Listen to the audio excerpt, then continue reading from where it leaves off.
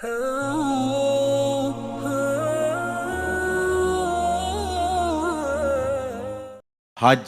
ما قبل کے سارے گناہوں کو مٹا دیتا ہے۔ جب کوئی شخص حج کرتا ہے تو وہ گناہوں سے ایسے پاک ہو جاتا ہے جیسے ابھی ماں کے پیٹ سے جنم لیا ہو۔ اللہ اس کے سارے گناہوں کو ختم کر دیتا ہے، سارے گناہوں کو معاف کر دیتا ہے۔ اور حاجی نہ صرف خود گناہوں سے پاک صاف اور ستھرا ہو جاتا ہے، وہ حج سے لے کے اپنے گھر میں داخل ہونے سے پہلے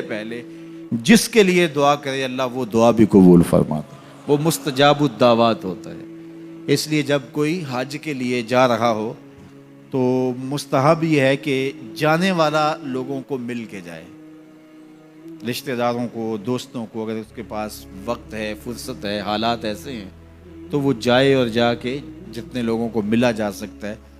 اگر کسی سے زیادتی کی ہے تو معافی تلافی کروا لے، ان کو مل کے جائے۔ اور جب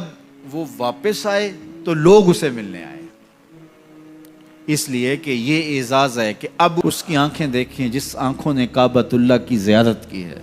اس کی آنکھوں کو دیکھیں جن کی آنکھوں نے جمال گنبد خضرا دیکھا ہے۔ تو ہمارے یہاں بعض کا ہوتا ہے کہ حاجی جب رخصت ہوتا ہے تو اس سے پہلے گھر میں محفل یا اس طرح کا ہوتا ہے تو لوگ آتے ہیں ملنے کے لیے، تو آپ حج پہ جا رہے ہیں، اچھی بات ہے، اس میں کوئی شریعت کی ممانعت بھی نہیں ہے، لیکن استحباب اس میں ہے کہ وہ مل کے جائے لوگوں کو، اور جب وہ واپس آئے تو پھر لوگ ملنے آئے، اور وہ بھی اگر اس کو گھر داخل ہونے سے پہلے ملیں تو اس کی دعائیں اس وقت میں رد نہیں ہوتی، تو اس سے دعائیں لی جائیں۔ تو حج ایک ایسا فریضہ ہے جو زندگی میں ایک مرتبہ ادا کرنا واجب ہے، اس کے بعد آپ ہر سال ادا کر لیں، 5 سال بعد کر لیں، زندگی میں جب استطاعت مالیہ نصیب ہو، استطاعت بدنیہ نصیب ہو، حالات اجازت دیں تو آپ جب چاہیں کریں، لیکن ایک مرتبہ جو حج کیا جاتا ہے اس کو حجۃ الاسلام کہا جاتا ہے، تو وہ ایک مرتبہ آپ کے ذمے سے اتر جائے گا جب آپ کر لیں گے۔ اور حج بدل بھی وہی کر سکتا ہے جس نے حجۃ الاسلام اپنا حج کیا ہوا ہو، اور یہ جو حج بدل ہے یہ ایک ایسا حج ہے جس سے 3 گناہگاروں کو جہنم کی آگ سے آزاد کر دیا جاتا ہے۔ ایک جس کے لیے حج بدل کیا جا رہا ہے، دوسرا جو کروا رہا ہے، اور تیسرا جو کر رہا ہے۔ حج ایک ہے لیکن 3 لوگوں کو برابر ثواب ملتا ہے۔ اس کو کسی شخص کا والد انتقال کر گیا، حج نہیں کر سکا، یا اس کے پاس بدنی طاقت نہیں ہے، تو اس کی طرف سے کسی کو حج اس کا بیٹا کروا رہا ہے، تو جس نے کیا حج وہ بھی مغفور ہے، جس کی طرف سے کیا جا رہا ہے وہ بھی مغفور ہے، اور پیسے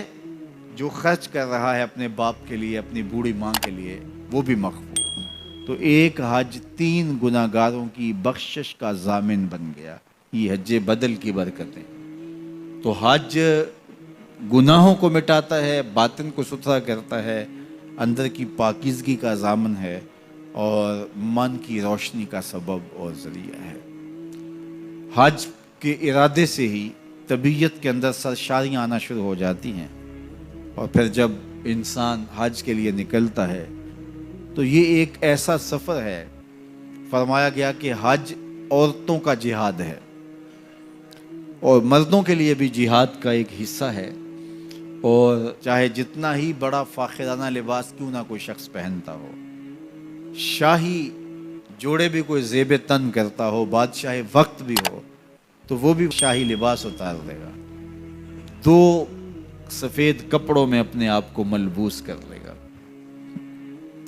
اور لبیک اللہم لبیک کی صدائیں لگاتا ہوا عازم سفر ہو جائے۔